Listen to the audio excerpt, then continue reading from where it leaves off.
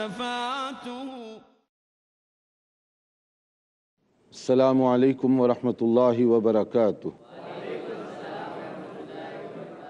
الحمد للہ رب العالمین وصلی اللہ وسلم علی نبینا محمد وعلی آلہ وصحبہ اجمعین ومن تبعہ بإحسان الی یوم الدین، اما بعد۔ حدیث کی مشہور کتاب بلوغ المرام جو تفصیل کے ساتھ اور ترتیب کے ساتھ پڑھی جا رہی ہے، ہر باب کا خلاصہ اور اس میں پائی جانے والی احادیث اور ان کے مسائل بیان کیے جا رہے ہیں۔ اس کتاب کو علامہ ابن حجر عسقلانی رحمۃ اللہ علیہ نے اس انداز سے ترتیب دی ہے کہ اس میں جو احکام اور مسائل کے متعلقہ احادیث ہیں وہ ایک جگہ جمع کر دیے گئے، جس سے اس کتاب کی افادیت بہت بڑھ گئی۔ اسی لیے علماء کرام اور دین سے جو لوگ دلچسپی رکھنے والے ہیں اسلامک اسٹڈیز سے، وہ ہر دور میں اس سے فائدہ اٹھاتے رہے۔ اللہ تعالیٰ نے اس کتاب کو بہت قبول عام بخشا، مختلف دینی درسگاہوں میں اس کو داخل نصاب کیا گیا۔ ہم نے اس پروگرام کے ذریعے سے کوشش کی کہ آپ تک بلوغ المرام تفصیل کے ساتھ پہنچائی جائے۔ اس کتاب کے ذریعے آپ نے اندازہ کیا ہوگا کہ رسول اللہ صلی اللہ علیہ وسلم کی ہدایات اس طرح سے تھیں کہ زندگی کے ہر شعبے سے تعلق رکھنے والا آپ کی ہدایات سے فیض پا سکے، کیونکہ آپ رسول ہیں تمام دنیا کے لیے۔ آپ رسول ہیں اس طرح کہ آپ کے بعد کوئی اور نبی یا رسول نہیں آئے گا۔ آپ کی شریعت آخری شریعت ہے، اس لیے آپ کی باتیں ہر شعبے زندگی سے تعلق رکھنے والے کے لیے رہنمائی فراہم کرتی ہیں۔ اس میں طہارت کے مسائل، نماز، روزہ، حج کے جہاں مسائل بیان کیے گئے، وہیں پر حکومت کے مسائل، عدلیہ کے مسائل، لین دین، کاروبار وغیرہ سے متعلق بہت ساری باتیں بتائی گئی۔ اب ہم جس چیپٹر یا جو باب ہمارے سامنے ہیں، یہ غلام اور غلامی کے بارے میں ہے کہ غلام اور غلامی کا اس وقت تصور شاید بہت سارے لوگوں کے لیے بڑا مشکل ہو کہ غلام کسے کہتے ہیں اور غلامی کا تصور کیا ہے۔ غلامی یعنی سلیوری اور سلیو، ایک دور ایسا انسانوں پر گزرا جس میں انسان کسی کو پکڑ کر غلام بنا دیتا اور اسے مارکیٹ میں اسی طرح سے سیل کر دیا جاتا جیسے بیل، گائے، بکری اور مرغی کو سیل کیا جاتا ہے۔ پھر اس کی ملکیت ایک دوسرے کی طرف منتقل ہوا کرتی کہ آپ کو وہ پسند نہ آئے تو آپ جا کر کسی اور کو سیل کر دیتے۔ وہ جب تک آپ کے پاس رہتا، آپ کے لیے کام کرتا اور آپ جس طرح سے چاہتے وہ اس طرح سے زندگی بسر کرتا۔ یہ عام طور پر تصور اور طریقہ تھا۔ چونکہ اس وقت غلامی کا تصور عام طور پہ دنیا میں نہیں پایا جاتا، اور جو آخری دنوں میں ساؤتھ افریقہ یا افریقہ کے بعض علاقوں میں اس طرح کی چیزیں پائی جاتی رہی ہیں، اس کو بھی دھیرے دھیرے ختم کیا گیا۔ اگر اس وقت بعض قبائل میں، ٹرائبس میں اگر اس طرح کی چیزیں پائی جاتی ہوں گی تو وہ بہت ہی محدود اور لیمیٹڈ ہے۔ اس لیے بہت سارے مسائل کے سمجھنے میں بہت سے لوگوں کے لیے دشواری ہوتی ہے، مگر چونکہ دین ایک جامع حیثیت رکھتا ہے، ساری دنیا کے لیے آیا، سارے شعبۂ زندگی سے تعلق رکھنے والوں کے لیے رہنمائی فراہم کی گئی۔ اس میں غلام، غلامی کے تصورات اور اسلام اس کو کس نظر سے دیکھتا ہے، یہ باتیں بھی بتائی گئیں۔ اس لیے ہم اس چیپٹر کی مناسبت سے کوشش کریں گے کہ اس کا صرف تھوڑا سا خلاصہ آپ کو بتا دیں، تاکہ ہمارے ناظرین کو اس بارے میں کچھ بنیادی باتیں معلوم بھی ہو سکیں، اور جو زیادہ تفصیلات ہیں اس سے ہم اس لیے گریز کر رہے ہیں کہ اس کا سننے والوں کو براہ راست فائدہ کم ہوگا۔ لیکن چونکہ قرآن مجید اور احادیث میں غلام کا ذکر کیا گیا اور مختلف انداز سے ان کا حوالہ دیا گیا، تو اس لیے اس مسئلے کو کم سے کم بنیادی طور پر سمجھنا ہم سب کے لیے ضروری ہے، تاکہ قرآن فہمی میں بھی آسانی ہو سکے۔ اور شاید قرآن کریم کے انداز سے اور احادیث میں جو باتیں ذکر کی گئیں اس سے ایسے لگتا ہے کہ شاید کسی وقت اس کی ضرورت بھی پیش آ جائے، اور اگر ضرورت پیش آئے تو پھر غلام کو اسلام کس نظر سے دیکھتا ہے اور اس کے کیا حقوق ہیں، غلام کے مقابلے میں اس کا جو ذمہ دار ہوگا آقا، اس کے اپنے کیا حقوق ہیں۔ غلام کو یوں سمجھ لیجئے کہ ایک دور ایسے گزرا، انسانوں کو تقسیم کر کے رکھ دیا گیا، یہ اپر کلاس ہیں، یہ لوور کلاس ہیں، ان کے لیے بہت سے حقوق ہیں، ان کے لیے جینے کے حقوق نہیں ہیں، سوائے اس کے کہ وہ اپر کلاس جو ہے ان کی خدمت کریں اور ان کے لیے معاون بن کر رہیں، یعنی جو کام وہ جیسے کرنے کا حکم دیں ویسے بجا لائیں، آپ کی اپنی کوئی مرضی نہیں، آپ کی اپنی کوئی رائے نہیں۔ اس بنیاد پر انسانوں کو تقسیم کر دیا گیا، اور بعض ممالک میں زمانے قریب تک اس پر عمل کیا جاتا رہا کہ ایک آدمی 10 آدمیوں کو اپنا غلام بنایا ہوا ہے، وہ جیسے چاہے ان کو مجبور کرتا، جو چاہے ڈیوٹی دیتا اور جیسے چاہے وہ کام ان سے لیا کرتا۔ ان کے لیے زندگی گزارنے کا صرف اتنا حق تھا کہ ان کو کھانا دے دیا جائے اور کوئی بھی کپڑا ان کو دے دیا جائے، اس کے علاوہ زندگی گزارنے کا گویا اس طبقے سے حق چھین لیا گیا تھا۔ اسلام جو سراپا رحمت اور شفقت کا دین ہے، رسول اللہ صلی اللہ علیہ وسلم سراپا مہربان اور رحمت بنا کر بھیجے گئے۔ آپ نے جہاں مختلف شعبوں میں ایسی اصلاحات فرمائیں جس کے فائدے ہر دور میں ہر جگہ دیکھے جا سکیں گے، اور نبی کریم صلی اللہ علیہ وسلم چونکہ سراپا رحمت اور مہربان تھے، اس لیے آپ کی تعلیمات سے ہر ایک کو فیض پہنچا۔ عرب دنیا میں غلامی کا تصور بھی اسی طرح تھا جیسے مغربی دنیا کے اکثر و بیشتر علاقوں میں پایا جاتا رہا، لیکن یہ تاریخ کی ستم ظریفی ہے کہ تاریخ نے غلامی کا تصور اور اس کو مٹانے کے بارے میں بہت ساری باتیں وہ کی ہیں جو حقائق کے منافی ہیں، ورنہ غلامی کا جو تصور، سلیوری کا جو تصور یورپ میں پایا جاتا تھا، خاص طور پر انگلستان میں اور امریکہ میں، وہ عرب دنیا میں پائے جانے والے تصور سے کوئی زیادہ بہتر نہیں بلکہ ان سے بہت نیچے گرا ہوا تھا۔ وہاں انسانوں کو جس انداز سے تقسیم کر کے رکھ دیا گیا تھا اور جو ان کے ساتھ سلوک روا رکھا گیا، اگر کوئی آدمی آج بھی لندن کی انڈر گراؤنڈ کا سفر کرے، یعنی زمینی جو راستے بنائے گئے اس کا سفر کرے اور اس کی تاریخ کو معلوم کرنے کی کوشش کرے، یہ انسانوں کے پسینے سے زیادہ خون بہانے کے بعد وجود میں لائے گئے راستے ہیں، کہ اس کے لیے نہ جانے کتنے آدمیوں کا خون بہایا گیا، نہ جانے کتنے آدمیوں کا پسینہ بہا، نہ جانے کتنے آدمی اپنی زندگی سے جان کھو بیٹھے، اور اس کے بعد لندن کی وہ چمک دمک، وہ رونق جو آج دکھائی دے رہی ہے، وہ دکھائی دی۔ تو گویا لندن کی چمک دمک اور رونق کے اندر ان سیاہ فام غلاموں کے خون کا بڑا دخل ہے، لیکن اس کو تاریخ فراموش کر دی یا اس کو ذکر نہیں کیا جاتا۔ اسی طرح سے امریکہ میں یہ بات عام کر دی گئی کہ غلامی کو مٹانے کے لیے ابراہا لنکن نے بہت کوششیں کی ہیں۔ ابراہا لنکن کی تاریخ بہت قدیم کی تاریخ نہیں، بہت ماضی قریب کی بات ہے، اور بے شک اس نے کچھ کوشش کی ہوگی، مگر اس سے بہت پہلے اسلام نے جو کوشش کی اور رسول اللہ صلی اللہ علیہ وسلم نے عملی طور پر غلام کے جو حقوق متعین کیے، نہ اس کا تصور کوئی اور کر سکتا ہے، نہ اس سے بہتر کا تصور کوئی کر سکتا ہے۔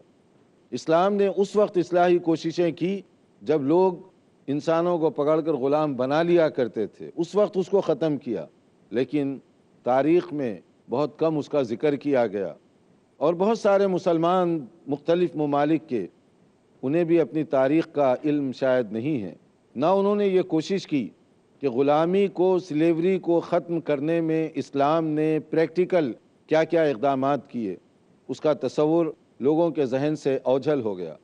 غلام اس وقت، جیسے ہم نے کہا کہ جانور یا اس سے کچھ نیچلی سطح پر اتر آئے، یعنی ان کے ساتھ ایسے سلوک عموماً روا رکھا گیا۔ غلاموں کے لیے انسان کی طرح جینے کے کوئی حقوق حاصل نہیں تھے، مگر اسلام نے ان کو ایک نیا تصور دیا، ایک نیا رخ دیا، وہ یہ کہ تم غلام کو اگر رکھنا چاہتے ہو تو اس کے حقوق ادا کرو، اور حقوق جو بتائے گئے وہ اس معاشرے اور تمدن کے لحاظ سے بڑے انوکھے حقوق تھے۔ کہا گیا کہ تم وہی ان کو پہناؤ جو تم خود پہننا پسند کرتے ہو، اسی طرح کھلاؤ جو تم کھانا پسند کرتے ہو، اتنا ہی بوجھ ڈالو جو ان کے لیے قابل قبول اور قابل برداشت ہو۔ یہ اسلام کی آفاقی تعلیمات کا مشفقانہ انداز تھا غلام کے لیے۔ ایک صحابی کو دیکھا گیا کہ وہ اپنے غلام کے ساتھ بیٹھے ہوئے ہیں۔ آنے والے نے پوچھا یہ کیا ماجرا ہے؟ آپ کے بدن پر جو کپڑے ہیں وہی اس کے بھی اوپر ہیں اور وہ آپ کے ساتھ بیٹھا ہوا ہے۔ تو انہوں نے جواب دیا ہمیں اسی کا حکم دیا گیا، اسی کی تعلیم ہمیں دی گئی، یعنی غلام ہے لیکن وہ ایک معزز شہری کی طرح سے زندگی گزار رہا ہے، اس کو وہ حقوق دیے گئے جو اس سے پہلے حاصل نہیں تھے۔ اور اس دور میں یعنی اسلام کی وجہ سے، اسلام کی خیر و برکت اور اسلام کی مشفقانہ تعلیمات کے نتیجے میں غلام کی پوزیشن اتنی ہائی اور اونچی کر دی گئی کہ نبی کریم صلی اللہ علیہ وسلم نے وہ معاشرہ کچھ ایسے لوگوں کی ذہن سازی فرمائی کہ بعض غلاموں نے بڑی ترقی کی۔ آپ اگر حدیث کی کتابیں پڑھیں کچھ نام آپ کو ملیں گے، سالم مولا ابی حذیفہ، حضرت سالم بہت نامی گرامی نام ہے حدیث کے میدان کا اور بہت ہی ایکسپرٹ سمجھے جاتے ہیں، مگر ان کے نام کے ساتھ مولا یعنی کہ غلام، فلاں کے غلام۔ کیا معنی ہوا اس کا؟ غلامی کے باوجود اسلام نے ان کے وہ حقوق دیے کہ وہ بڑے بڑے سرداروں سے علم میں آگے بڑھ سکے، فتویٰ دینے کی پوزیشن میں آ سکے۔ فتویٰ دینا اس دور کی بات ہے جہاں فتوے کی اہمیت سمجھی جاتی تھی، آج کی طرح نہیں کوئی بھی آدمی سورہ فاتحہ کا ترجمہ سیکھ لے اور وہ فتویٰ دینا شروع کر دے، یا کوئی آدمی چند صورتیں سیکھ لے اور وہ مفتی کا ٹائٹل لگا لے، وہ بات میں نہیں کر رہا ہوں۔ فتویٰ ایک ذمہ دارانہ منصب تھا، جو سمجھتے تھے کہ دین کیا ہے، شریعت کیا ہے، جو جانتے تھے کہ حالات کیا ہیں، زمانے کے تقاضے کیا ہیں، اور ان کا فتویٰ اتنا اہمیت رکھتا تھا کہ حکومت اس فتوے کی وجہ سے کبھی آ بھی سکتی اور کبھی جایا بھی سکتی تھی۔ وہ اس زمانے کی بات ہے کہ جب غلام فتویٰ بھی دیا کرتے تھے، فتویٰ دینے کی پوزیشن میں تھے۔ غلامی کے لیے اسلام نے کیا کیا، اس کو سمجھنے کے لیے تھوڑا سا انتظار کیجئے، ایک وقفے کے بعد حاضر ہوں گے انشاءاللہ۔ محمد سید الکونین والثقلین، جنات کے شر سے، بری نظر سے، جن کے نام پر، آسیب کے نام پر، جادو کے نام پر، جادو ٹونا اور بدافعال سے، بہت ساری مصیبتیں تکلیفیں ہماری اور آپ کی زندگی میں ہیں۔ حقیقت کی روشنی سے حافظ عبد الحسیب مدنی کریں گے روبرو۔ تو کیا ایسا نہیں ہو سکتا کہ کتاب و سنت کی تعلیمات کی روشنی ہی میں یہ جو جنوں کی دنیا ہے اس کو سمجھیں، یہ جو جادو ہے اس کی حقیقت کیا ہے اس کو سمجھیں، اور یہ جو نظر بد کا معاملہ ہے اس کو سمجھیں۔ کسی بھی شر سے محفوظ رہنے کے لیے لیجئے قرآن و سنت کی مدد۔ یہ ہمارے اور آپ کے دین اور ایمان کی حفاظت کا بھی ذریعہ ہے، اور ہمارے اور آپ کے مصیبتوں اور مشکلوں میں مبتلا ہونے یا پھنس جانے سے بچنے کا راستہ بھی ہے۔ جن، جادو اور نظر بد، ہر بدھ شام 6:30 بجے اور دوبارہ صبح 9:30 بجے انڈیا میں پیس ٹی وی اردو پر۔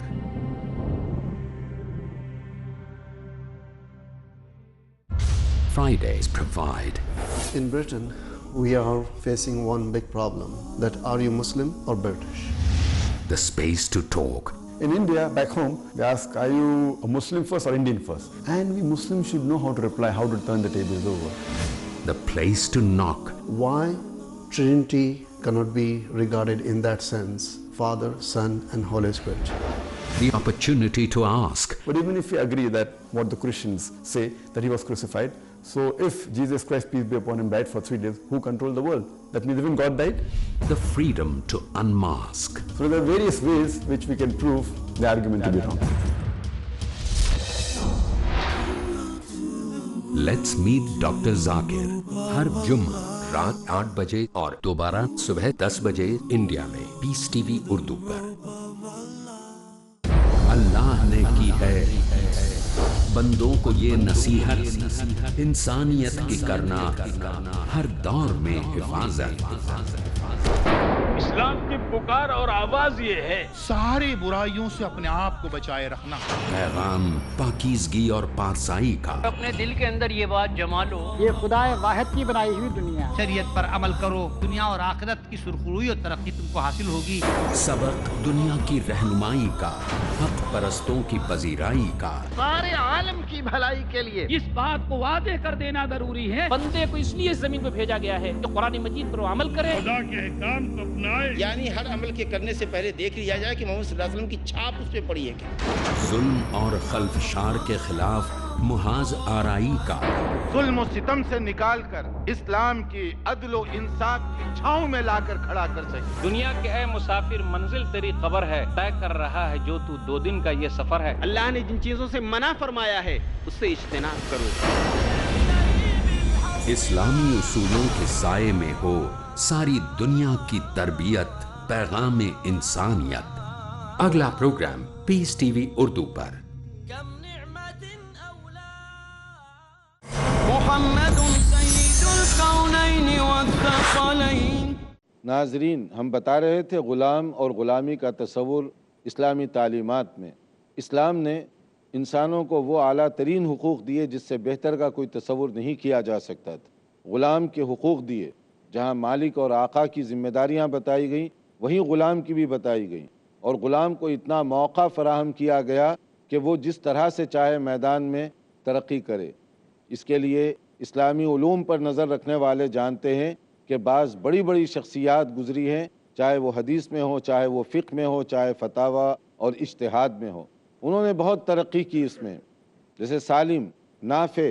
اب یہ جو نافع ہیں حضرت عبداللہ ابن عمر کے غلام کہا جاتا ہے، لیکن ان کے ذریعے سے آنے والی سند کو حدیث میں سلسلۃ الذہب کہا گیا، گولڈن کی، یعنی یہ ایسی سنہری چین ہے کہ اس کے ذریعے جو حدیث آئے گی وہ صحت کے اعتبار سے، اتھینٹسٹی کے اعتبار سے اعلیٰ ترین سمجھی جائے گی۔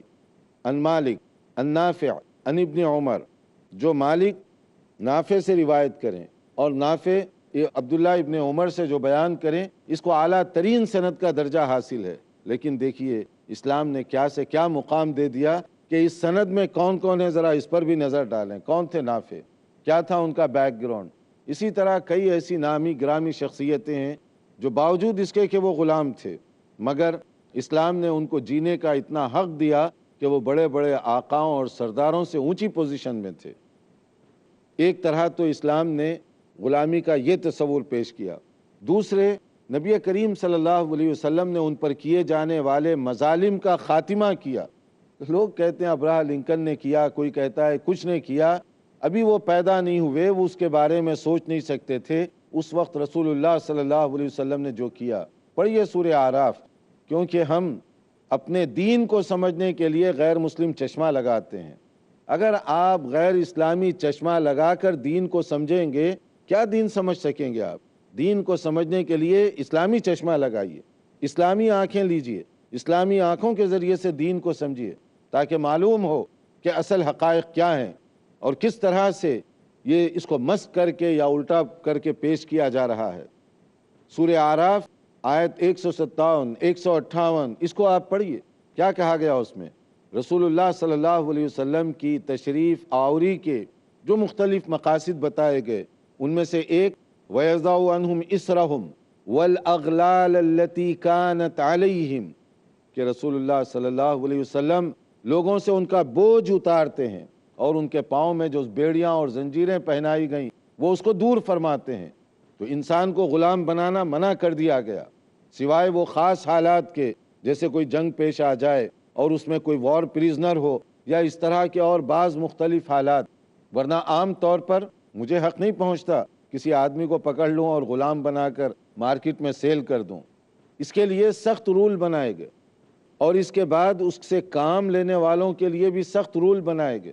نبی صلی اللہ علیہ وسلم نے ان کا بوجھ اتار دیا، یعنی نبی صلی اللہ علیہ وسلم نے غلامی کا جو تصور دیا، حضرت زید غلام کے طور پر آپ کے گھر آئے، غلام کے طور پر زندگی گزارتے رہے، مگر ایک موقع ایسے آیا کہ ان کے والد اور ان کے چچا تلاش کرتے ہوئے پہنچے، ان کو بتایا گیا کہ محمد صلی اللہ علیہ وسلم کے گھر ہیں وہ آئے تو نبی صلی اللہ علیہ وسلم نے ان کا استقبال کیا، یعنی اپنے غلام کے باپ اور ان کے چچا کا۔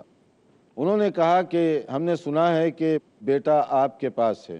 کہا ٹھیک ہے۔ اگرچہ کہ نبی صلی اللہ علیہ وسلم نے انہیں نہیں خریدا تھا، آپ کو دیا گیا تھا، لیکن تھے وہ، تو آپ نے فرمایا کہ ہے، ہم چاہتے ہیں کہ ان کو واپس لے جائیں۔ نبی صلی اللہ علیہ وسلم نے کوئی آرگیومنٹ، کوئی تکرار، بھاؤ تاؤ نہیں کیا، بلکہ آپ نے کہا کہ ان کو بلا لیتے ہیں، اگر وہ جانا چاہیں تو بخوشی جا سکتے ہیں۔ بلایا گیا زید کو جس جگہ پر وہ بیٹھے ہوئے تھے۔ نبی صلی اللہ علیہ وسلم نے پوچھا کہ جانتے ہیں یہ کون لوگ ہیں؟ کہا کہ ہاں یہ ابا جان ہیں میرے اور یہ چچا ہیں۔ تو نبی صلی اللہ علیہ وسلم نے کہا کہ یہ آپ کو لے جانے کے لیے آئے ہیں، مرضی آپ کی ہے، جانا چاہیں تو میری طرف سے آپ کے لیے کوئی پابندی نہیں۔ اب ایک غلامی کی زندگی بسر کرنے والے کے لیے یہ آزادی کا پروانہ تھا، مگر یہ سلوک نے ان کو کس طرح سے تبدیل کیا۔ حضرت زید نے کہا کہ میں نہیں جاؤں گا آپ کو چھوڑ کر۔ ان کے باپ کو بڑا تعجب ہوا کہ تمہیں تلاش کرتے ہوئے ہم یہاں تک پہنچے اور ہم نے سفارش کی اور وہ آزادی دے رہے ہیں تمہیں، اور تم ہو کہ آزادی پر غلامی کو ترجیح دے رہے ہو، کہ تم آزادی لینا نہیں چاہتے، باپ کے ساتھ چچا کے ساتھ جانے کے لیے تیار نہیں اور غلام بن کر یہاں رہنا چاہتے ہیں۔ حضرت زید نے جواب کیا دیا تھا؟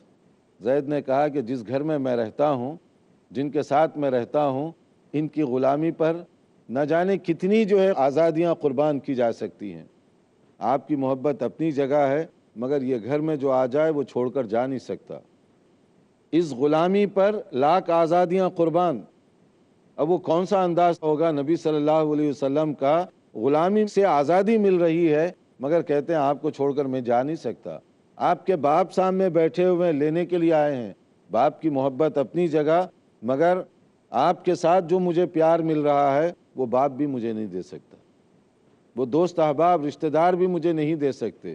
یہی وہ موقع ہے، نبی صلی اللہ علیہ وسلم ان کو لے جا کر اس زمانے کے لحاظ سے کہے تھے کہ آج سے زید کو زید بن حارثہ نہ کہو، زید بن محمد کہا کرو، یعنی جیسے منہ بولا بیٹا، غلامی سے بیٹا، کہاں سے کہاں رتبہ بن گیا۔ دیکھیں غلامی سے بیٹا بہت بڑی بات تھی، اور سورہ احزاب آیت 40 میں جو بیک گراؤنڈ میں بات کی گئی یہی بات کہ یہ آپ کے حقیقی بیٹے نہیں ہو سکتے، کیونکہ ما کان محمد ابا احد من رجالکم ولکن رسول اللہ وخاتم النبیین، کہ نبی صلی اللہ علیہ وسلم کہ کوئی نرینہ اولاد زندہ نہیں رہی، تو اس لیے اب آپ کا کوئی بیٹا نہیں ہے، آپ خاتم النبیین ہیں۔ اللہ تعالیٰ نے آپ کو آخری نبی بنا کر بھیجا، اور پھر اس کے بعد میں منہ بولے بیٹوں کے جو اسلامی آداب ہیں وہ بھی الگ سے بتا دیے گئے، اڈاپٹڈ سن۔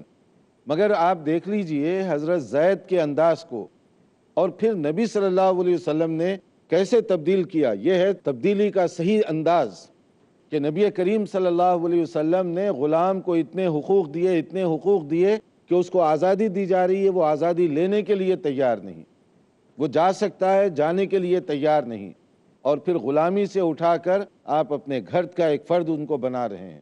پھر اس کے بعد ان سے محبت اور ان کے ساتھ تعلق اسی طرح کا رہا کہ حضرت زید کس طرح سے رہے کہ جب وہ شادی کے قابل ہوئے تو آپ نے اپنے خاندان کی، قبیل قریش کی معزز ترین بیٹی اپنی پھوپھی زاد بہن کے ساتھ ان کا رشتہ کروایا، آزاد کردہ غلام اور عرب کا سب سے اونچا اور عظیم قبیلہ، اس کی بیٹی، اس کے ساتھ ان کی شادی معمولی بات نہیں تھی۔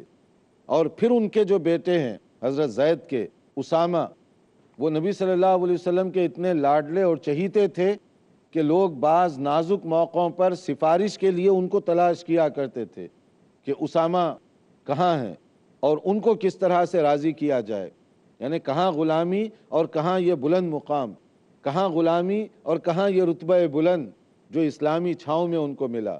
اب آپ اس تناظر میں دیکھیں کون سے یورپ والے اس کا مقابلہ کر پائیں گے، کون سے امریکہ والے اس کا مقابلہ کر پائیں گے کہ عملاً اسلام نے غلامی کے لیے ایسا سسٹم متعارف کروایا کہ اگر کبھی غلامی کا سسٹم چل بھی پڑے تو اس کی تعلیمات پر عمل کرتے ہوئے آپ ان کو ان کے پورے حقوق دیں۔